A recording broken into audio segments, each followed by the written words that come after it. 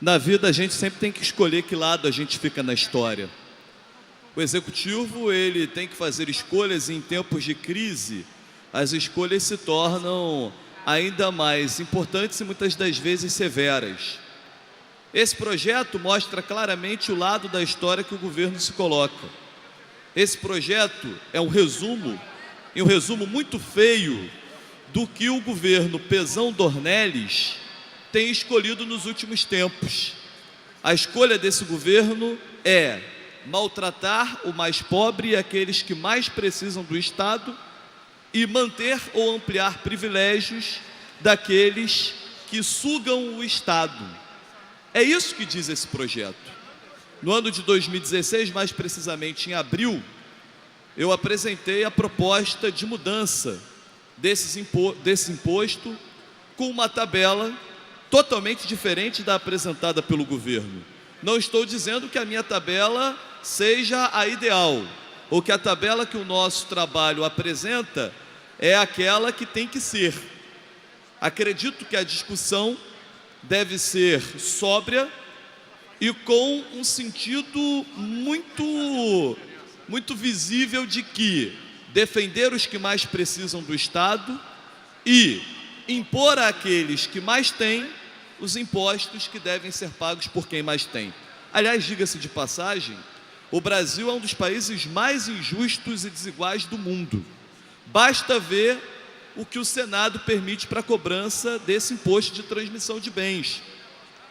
Se pouca gente sabe, mas o padrão internacional é de 30% para os grandes patrimônios. O Senado brasileiro, o Brasil, permite que o máximo seja de 8%. Ora, se a maioria dos países da Europa, a Alemanha, por exemplo, chega à casa dos 30%, se os Estados Unidos chegam à casa dos 30%, porque o Brasil, o país das desigualdades, o país em que pouquíssimos detêm grande parte da riqueza nacional, não podem ser taxados como nos países considerados de primeiro mundo. O fato é que o governo brasileiro, o deputado Paulo Ramos, jamais quis combater as desigualdades. Pelo contrário, cede às chantagens dos poderosos, governa para os poderosos e dá aos poderosos. É a chamada Bolsa Mega Empresários. Na lógica nacional, por exemplo, muito se ataca a Bolsa Família e Minha Casa Minha Vida. Mas a própria jornalista Miriam Leitão fez um artigo em que dizia e demonstrava em gráficos, incluindo o governo Dilma, não é só o governo Temer, incluindo o governo Dilma, que a Bolsa Mega Empresário gastou 4 vezes mais do que Bolsa Família e Minha Casa Minha Vida juntos. A lógica, portanto, sempre foi governar para os poderosos. E no estado do Rio de Janeiro, o governo Pezão Dornelles não é diferente. E isso está claro nesse projeto.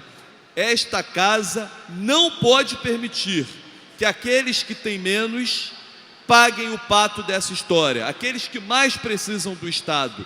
Aquele que muitas das vezes leva uma vida inteira, doutor Julianelli, para construir o seu patrimônio.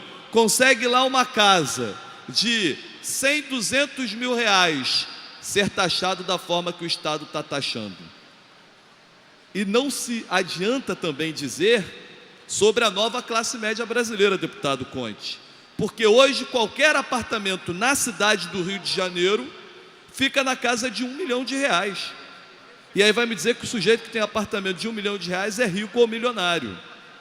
Quem tem que ser taxado é aqueles que têm muito, mas eu digo muito mesmo.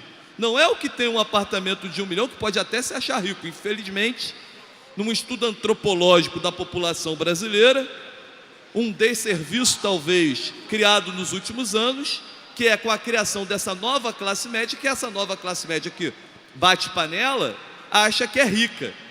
E que quando se diz que tem que taxar grandes fortunas, acha que ela que está sendo taxada, quando não é isso, deputado Zaqueu Teixeira.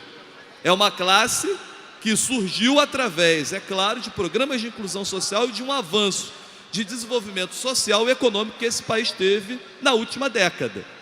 mas muito tímido, porque poderia ter sido muito melhor.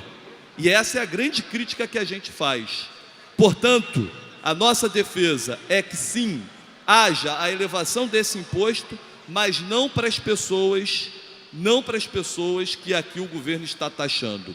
O governo privilegia os grandes poderosos e maltrata aqueles que levam uma vida inteira para construir um patrimônio que talvez vai ser o único patrimônio de gerações e gerações. A nossa defesa nesse sentido é clara e o nosso lado na história também é muito claro. O lado que a gente escolhe é das pessoas que mais precisam do Estado e que muitas das vezes são invisíveis aos olhos dele.